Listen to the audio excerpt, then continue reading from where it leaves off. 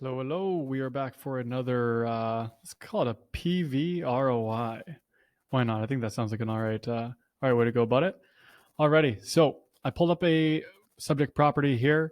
We are in the area of Las Juntas. If you don't know where Las Juntas is, I don't blame you. It's so basically where the airport is in Puerto Vallarta. It's literally you can hear the airplanes when they're taking off from Las Juntas. Basically the whole town you can hear the airplanes.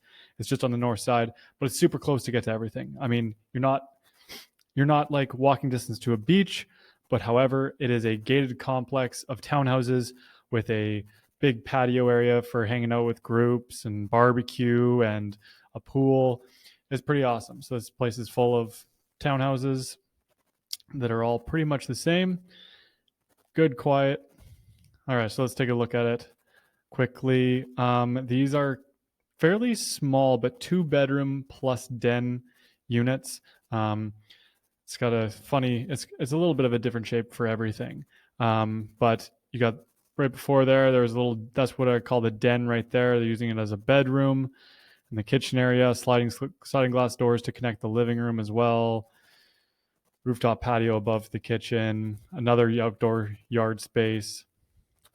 Bedroom upstairs. Open grass area. Common space. It's great. So, anyways,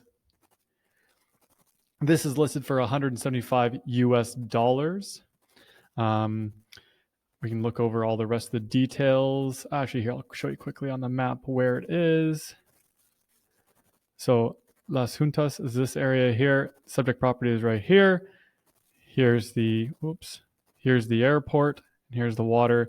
You have the quickest beach to get to is actually you exit right here and you drive along here around the golf course and you get to Boca de Tomates. That's your fastest beach access. If not, there's beach access down here. There's beach access up here. So take your pick. But either way, it's close to. There's a couple little grocery stores and small community things, city center, little town center, I should say. Anyways, let's get to the numbers. So I looked at some comparable Airbnbs in the area at different times of year. So this one is in Zyan as well. This is the exact same townhouse complex, same unit, more or less. And this is for in December, getting $846 in a week for a stay there. This one is in a neighboring townhouse complex, which again are pretty much the same thing, 2 bedrooms. Most of them, or the other one we're looking at is a 2 bedroom plus den. So there's actually room for more guests to be sleeping. This one's getting $1,100 a week. It's a little bit on the higher side. Another one in Zyan at $688 a week, and that's looking in January. And this one is back at the other neighboring townhouse complex, and they're getting $884 a night. Again, 2 bedrooms and squeezing as many beds as possible. And one more in the other neighboring complex again at $750. So what did we do for numbers? So here's all the rough numbers, guessing on the high side to get as accurate of an ROI as possible.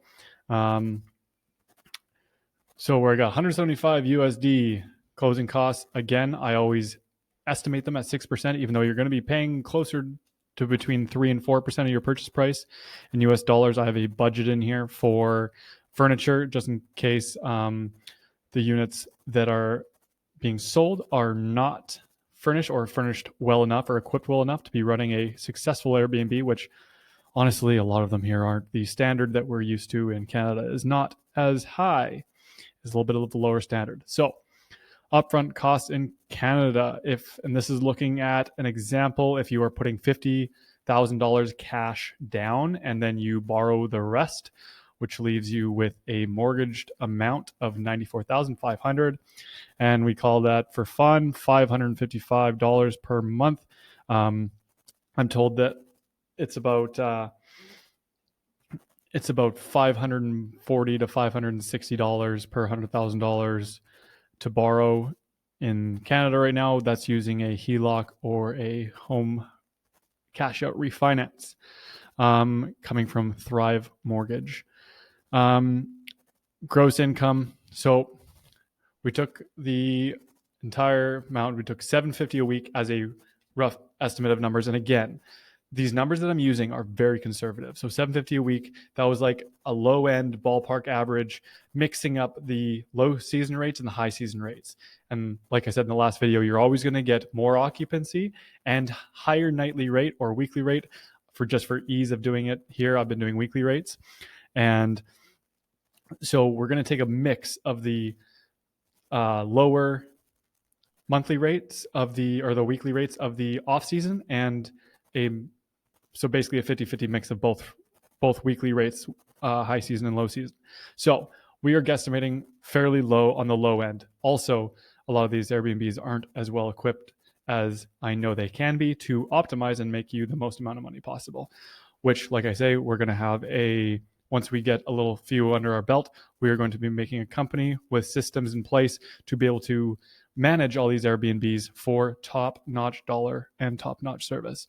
So we, again, went by a 75% vacancy rate, which, as I mentioned again, a lot of these nicer units are going for 80 plus, and 25% management fee is usually between 20 and 25. So, of course, I picked 25 for the sake of the calculations.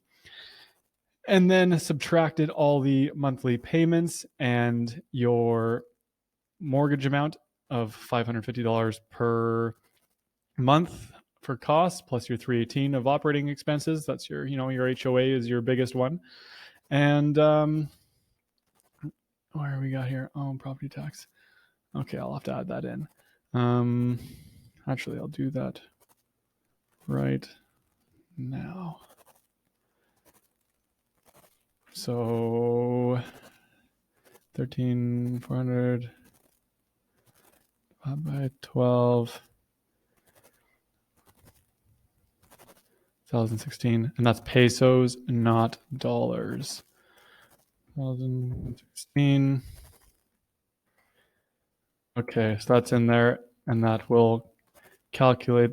That'll change that. So your income is $21,000. Your expenses are about $10,425, leaving you with a net income of $11,512. But don't be expecting big returns. I mean, remember, this is less than a $200,000 purchase. And so we're looking at an 11%, very modest ROI. Again, all of my calculations are going to be very conservative, and these are basically going to be your minimum returns that we're going to be getting. Not to mention, we have rental increases as time goes on, as well as the property value going up, which I gave based on a 3-year average of inflation of housing cost. After 5 years, your place will be worth 202, which is nothing significant. But like I say, the barrier of entry level, like the amount of money you have to spend to get into the housing market here, is very rapidly going up. So we'll be, of course, watching all that. So yeah, we're looking at a very modest 11% return, probably expecting closer to a 14 or a 15. If I were to change these numbers to be a little bit more aggressive and actual, I guess, or like I said, I'm picking like the lowest averages of everything on the income side and the highest on the expenses side. So that's what we got. We got an 11% ROI on a $175,000 townhouse in Las Juntas in Puerto Vallarta. It's nothing big and crazy, but the path is in the math, my friends. A wise man once told me that. That was Cam. Anyways, that's another PV ROI. Let's go.